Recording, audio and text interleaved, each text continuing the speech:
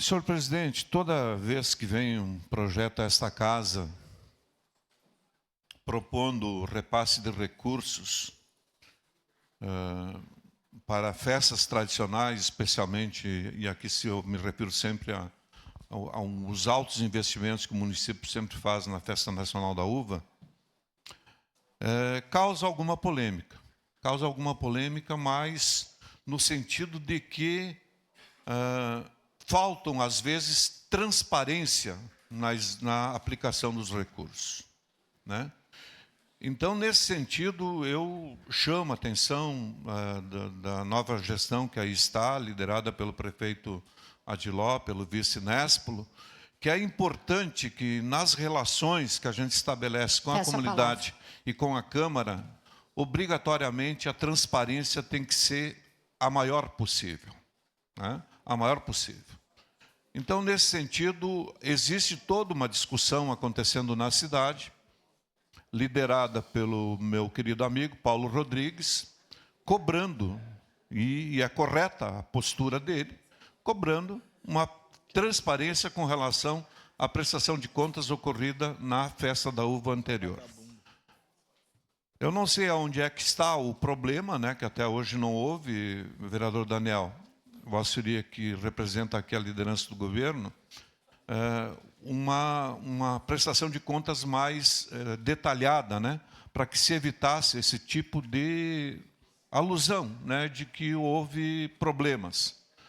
Então, nesse sentido, eu gostaria de reforçar a importância, vereador Rafael, eu acredito que uma das grandes coisas que se criou em Caxias, vereadora Sandra, Vossa Senhoria, que é lá da Forqueta, foi a Festa das Colheitas, porque ela resgata o espírito original da Festa da Uva.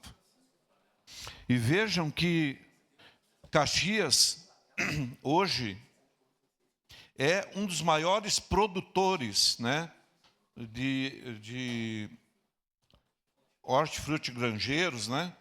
E eu só cito aqui a área utilizada, né, para hortifruti granjeiros.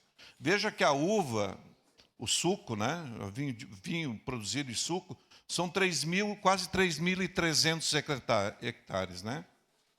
Já a maçã já quase alcança a uva, né, com 2.100 hectares. O caqui, 951 hectares.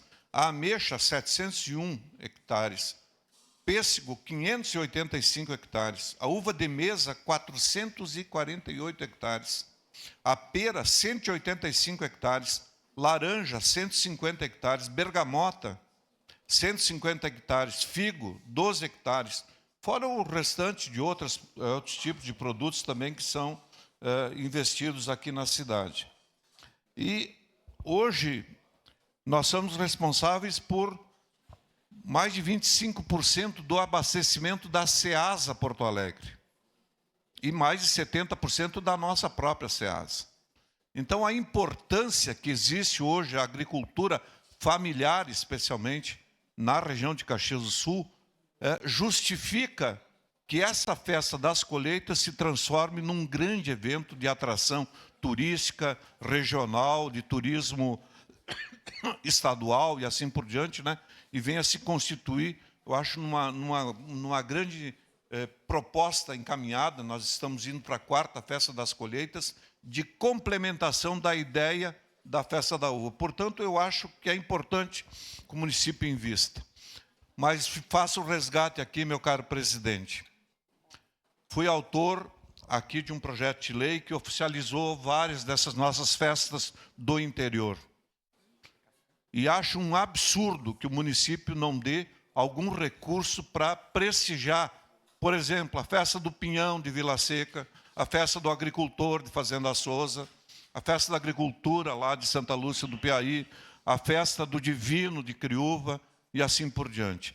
A Festa do Vinho Novo lá da Forqueta, né?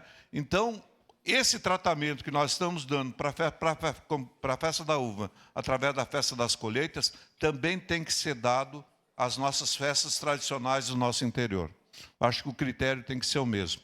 E passarei a defender essa proposta, vereador Daniel, no sentido de que o município também, através da Secretaria de Turismo, especialmente, destine também recursos para as nossas festas regionais. Muito obrigado, senhor presidente. Obrigado, vereador Eloy Frisso.